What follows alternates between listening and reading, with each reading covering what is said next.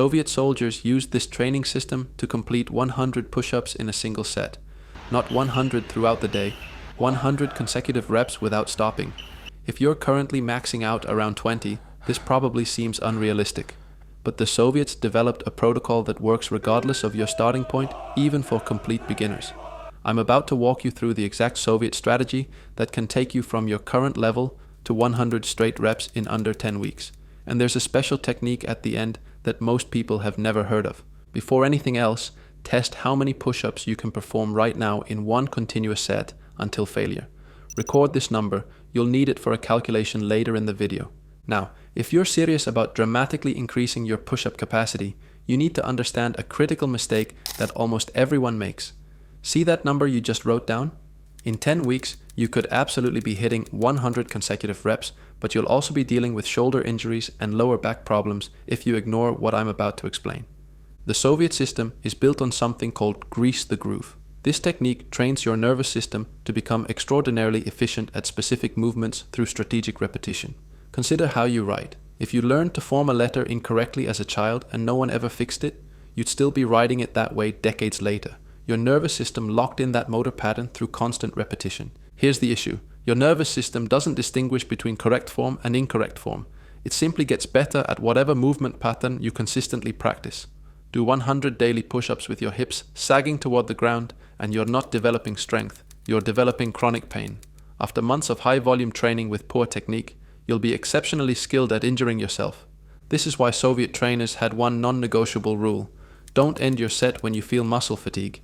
End your set the instant your technique deteriorates even slightly. The moment your hips drop a bit, that set is finished. When you're programming neural pathways, quality beats quantity every time. Here's a quick form check you can use. Picture a broomstick placed along your spine. It needs to stay in contact with 3 points: your head, your upper back, and your glutes throughout the entire movement. If any of these 3 points breaks contact, your form needs work. Now that you understand what to avoid, let's look at what the Soviets actually implemented to achieve 100 rep sets. The Soviet strategy seems almost suspiciously simple. They distributed their training volume throughout the entire day. Rather than one exhausting session, they performed 10 brief sets from morning until night. One set right after waking, another mid-morning, another before lunch, continuing throughout the day.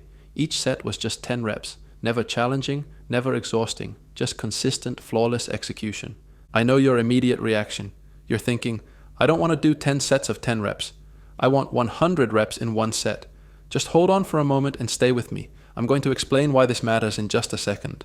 By day's end, they accumulated 100 total reps without ever feeling taxed. Their bodies didn't interpret this as intense training. It became automatic movement, like walking or breathing. That's the crucial insight. When your nervous system treats something as routine, your performance becomes exceptional. There's a well-known neuroscience principle called Hebb's law. Neurons that fire together wire together. Each time you perform a push-up without fatigue, those neural pathways strengthen and accelerate.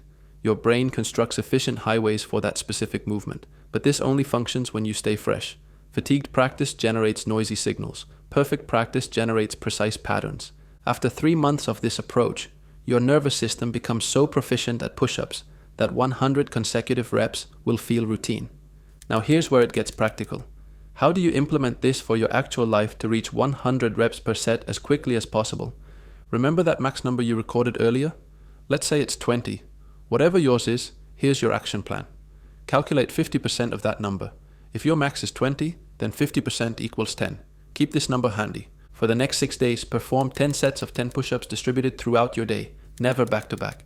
I recommend using that schedule we discussed. 10 sets of 10 equals 100 total reps, which is 4 times your current single set maximum. Here's the absolutely critical part. You should never, under any condition, feel fatigued. You shouldn't feel any muscle burn. You shouldn't feel pumped or winded. After each set, you should feel capable of immediately repeating the same number if you chose to.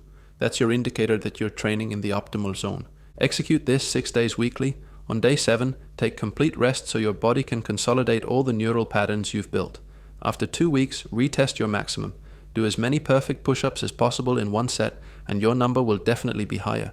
Say it increases from 20 to 40. Now recalculate that 50%. For the following 2 weeks, perform that new number 10 times daily.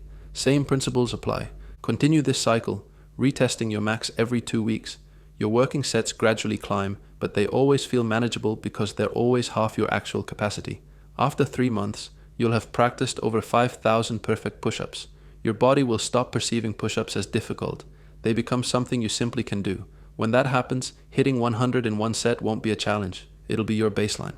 The protocol provides the framework, but there's a specific physical technique I mentioned earlier that the Soviets used to make each rep significantly stronger. Let me demonstrate what they discovered. It's called full body tension. When you do a push-up, you're probably only thinking about your chest, shoulders, and arms, correct? The Soviets viewed your body as an integrated system, not isolated parts. The fascinating thing is when you contract one muscle intensely, the electrical signal doesn't remain confined to that muscle. It radiates to adjacent muscles and makes them contract harder too. Before you even begin the push-up, establish 3 tension points simultaneously. First, your hands. Drive them into the floor forcefully, as if trying to tear it in half. Imagine unscrewing 2 large jars, one in each hand. Rotate your palms outward slightly, without actually letting them move. This generates tension from your forearms through your shoulders and across your upper back. Your shoulder blades lock into a stable position. Second, your core. Take a breath and brace your abdomen like you're about to receive a punch. Not sucking in, not pushing out, just creating a rigid structure. Keep your ribs pulled down, not flared upward toward the ceiling. This links your upper body to your lower body. Without this connection, you're 2 disconnected pieces. With it, you're one solid unit. Third, and arguably most critical, your glutes. Squeeze them as intensely as possible. Contract them like you're trying to smash that like button with them.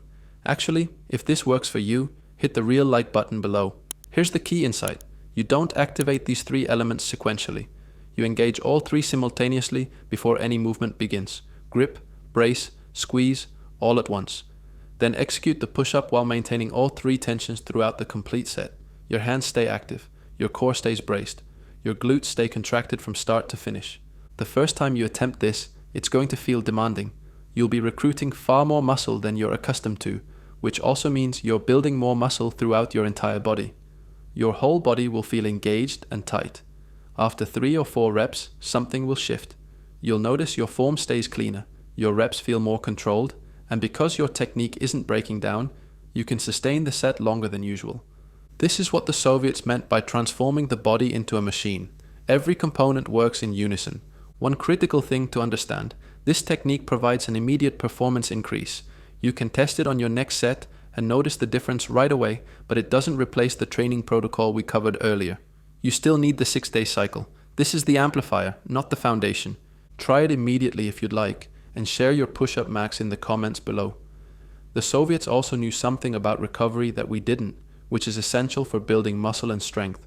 To discover their 1970s recovery methods, check out the video on screen. Thanks for watching, and I'll see you in the next one.